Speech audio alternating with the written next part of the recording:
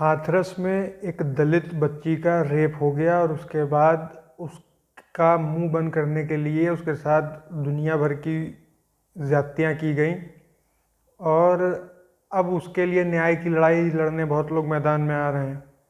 हम भी हैं उसमें से एक, आप भी हैं उसमें से एक। सोशल मीडिया पे ट्रेंड चलेगा, काफ़ी समय तक ट्रेंड चलेगा, उसके बाद ये भी एक कहानी ही बन के रह जाएगी, क्योंकि अब न्याय तो नहीं मिल सकता।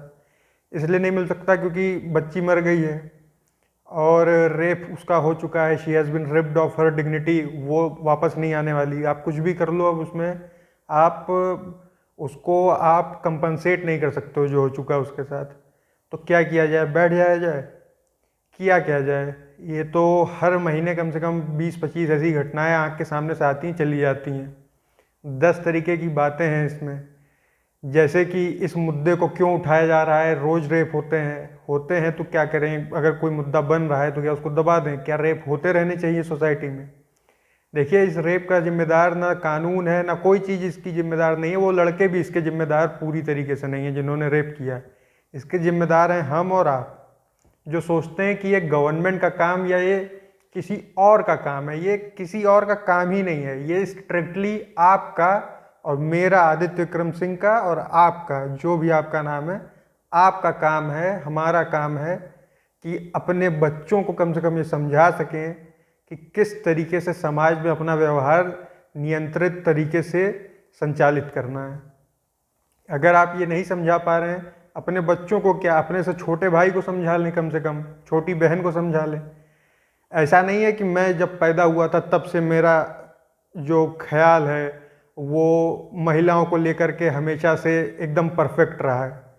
खूब आदमी अपने आप को एनालाइज करता है। आदमी अपने आप को जो पैदा होता है उसके बाद उसकी जो सराउंडिंग होती है कंट्रीब्यूट करती है उसकी पर्सनैलिटी के डेवलपमेंट में। तो उस डेवलपमेंट में आदमी अपने एक्सपीरियंसेस से सीखता है, एनालाइज करता है। उसमें उसकी ज़िंदगी के अच्छे खासे 20-25 साल जाते हैं, अगर वो बहुत ही कोई जीनियस आदमी ना हो तो। जीनियस भी होते हैं लोग दुनिया में। तो अगर हमें ये सुनिश्चित करना है तो उस बच्चे की, जब वो घर में पैदा होता है तो उसकी पर्सनैलिटी जब डेवलप हो रही हो, तभी हमें समझाना चाहिए कि किस तरीके से आपको, वुमेन को हो चाहे मैन हो। आजकल तो छोटे बच्चों के साथ होमोसेक्सुअलिटी हो जा रही है, लड़कों के साथ। तो क्या मतलब, होमोसेक्सुअल रेप्स हो रहे हैं। बच्चाबाजी का भी एक कंसेप्ट है जो चलता है यही साउथ एशिया में। तो इसको अगर आपको रोकना है, टैकल करना है, तो पहली बात तो अवेयरनेस होनी चाहिए। जिस तरीके से जब मैं क्लास 6 में 7th में था तो ईवीएस करके एक नया सब्जेक्ट इंट्रोड्यूस हुआ था, इन्वायरमेंटल साइंस करके। तो उसका नतीजा हुआ है कि लोग अवेयर हुए हैं। तो उसी तरीके से हर जेंडर को एक, जब हम आपस में बात करते हैं सोसाइटी में, जब हम आइडियाज़ को एक्सचेंज करते हैं, डायलॉग्स करते हैं, इंटरैक्ट करते हैं आपस में, तो किस तरीके से एक जेंडर दूसरे जेंडर को प्रॉपर स्पेस दे।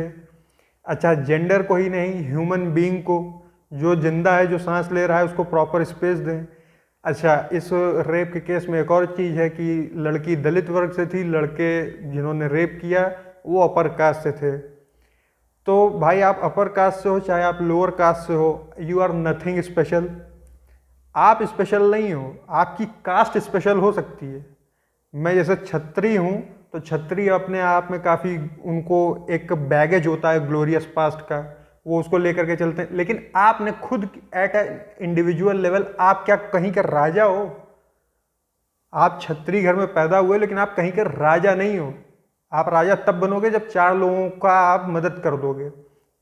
अगर आप अपने छत्रित्व में 4 लोगों का भला कर दोगे, तब वो आपका इंडिविजुअल कंट्रीब्यूशन होगा। आप किस कास्ट से बिलोंग करते हो, उस कास्ट का कुछ पास्ट है जिसका बैगेज आपको भी ढोना पड़ेगा जब तक आप जिंदा हो। उसमें अच्छाइयाँ भी हैं, उसमें बुराइयाँ भी हैं उस बैगेज में। तो कृपया अपनी कास्ट से अगर आप बहुत मोहब्बत करते हैं तो विनम्र बने सबसे पहले तो।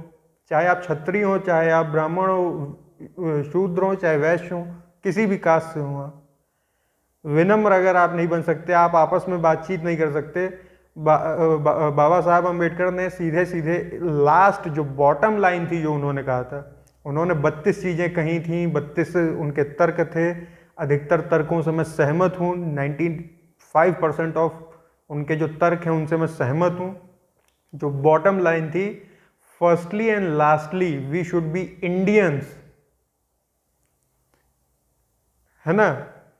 SC/ST एक्ट है देश में, उसके खिलाफ रोष है। तो SC/ST एक्ट क्यों, उसकी जरूरत क्यों पड़ी है? गलत है, लोग उसका गलत इस्तेमाल करते हैं, ये भी बात है, लेकिन उसकी जरूरत पड़ी तो उसके पीछे कोई पास्ट है ना उसका, उस पर भी ध्यान दीजिए। विनम्र बनिए सबसे पहले तो।